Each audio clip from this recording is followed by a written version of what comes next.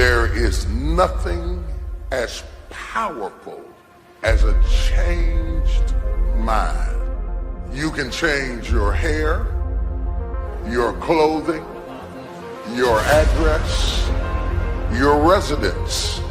But if you don't change your mind, the same experience will perpetuate itself over and over again, because everything outwardly changed, but nothing inwardly changed.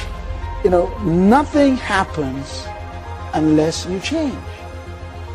So change is not our enemy, it's our friend.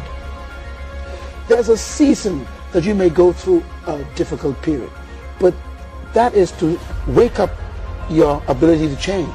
You cannot become what you were born to be unless you are not willing to change into something you are not. This is why change is so important. I like what it says here. Shakespeare says, "Sweet are the uses of adversity." We never grow in good times. We never advance unless we're under pressure. Change comes to improve and to advance your life, not to destroy you. I think that we often forget this. And we're going to face hardships. We can't avoid pain. We can't avoid trouble.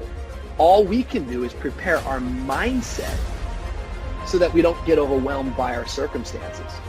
A lot of people, when they have a negative circumstance take place in their life, they react negatively to it. And that seems almost natural. In fact, that is natural. Something negative happens to me, my reaction back to it is negative. But this is why you have to change your mindset. I've seen people who had the education to go up, they had the gifting to go up, they had the talent to go up, didn't have the right attitude. And eventually, if that attitude, if that heart, if that invisible part isn't right, you can have all the talent in the world, but you will always end up getting spoiled by your own attitude. Yes, you'll get the opportunity. Yes, you'll get the job. Yes, you'll get the deal, but you won't be able to keep it because your attitude will corrupt every opportunity that life offers you. Never saw it coming. Life isn't what happens to you when you're looking. What happens to you when you're looking is called a plan. Life is what happens to you when you're not looking, when your guard is down, when your back is turned. It's going to work on a Friday morning feeling good and having your boss call you in. And you know she has a look on her face and you know that look isn't good. You know the economy isn't so hard and we've got to let you go. And all you can think about are those 3 kids you have at home. You know, life is coming home from work and finding that note on the kitchen table saying, "Hey, I can't do this anymore. I'm sorry, I love you, but I've got to go."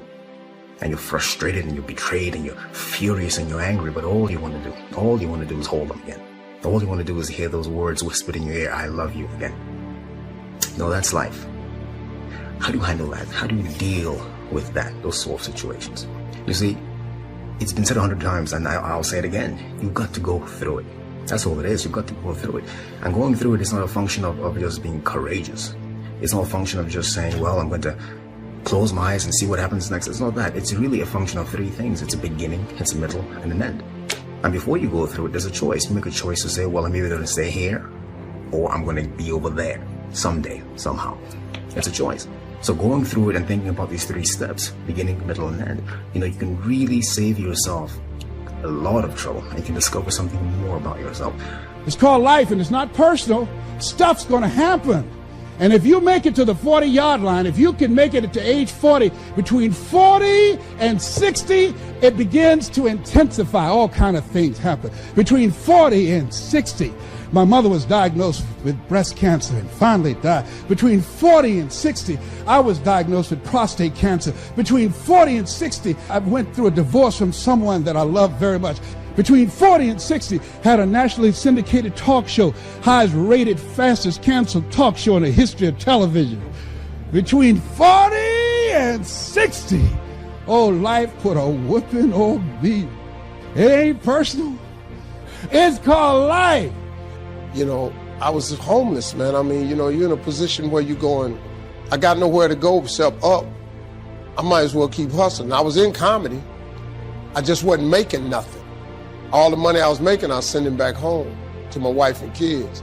That didn't last long. She got tired of that real fast. But I couldn't go back to Cleveland because I wouldn't have enough money to drive back down south to perform. One time I drove to the house in Cleveland. I finally got enough money. I drove to the house in Cleveland and everybody was gone. I didn't see my kids for almost 2 years. They just left, boarded up the house. So next thing you know, I'm in the car. I lived there, but it taught me determination, man. I'm a really, really determined person. It also taught me that no matter what happens to you, it ain't over. I was determined to be something. As long as God wakes you up, that means he ain't through with you yet. There is nothing as powerful as a changed mind. The only way off of welfare is to change your default settings. The only way to get a good education is to change your default settings. As long as you're programmed with what you can't do and what you can't be and what you can't have, you will never get up. But I dare you to go into your phone booth like Clark Kent and spin around and come out Superman and say, wait a minute, I'm better than this. I'm getting ready to change my default setting. I will not let you abuse me. I will not stay. There is nothing as powerful as a changed mind. So the first thing you have to think about when you're going through something is very simple. It's, I'm not where I want to be, but I know I can get there. I have faith that I'm going to get where I want to be. So yeah, go through the grieving process. Grieve. Accept that. Say yes to that. You know, one day you look up and, you know, you're still in pain, you're still hurting, but you realize that, hey, it's not as bad as it was. It doesn't hurt as much as it did. And I'm going forward. I'm moving forward. And at some point you emerge, you get to the other side, and you know that, hey, I haven't forgotten, but the pain doesn't hold you captive anymore. You're not crippled by the emotion, by the experience. You're not living out of the past, out of your experiences of pain and defeat and betrayal. You're not living out of all that stuff. You're living in a new perspective. It's not what happens that determines the major part of your future.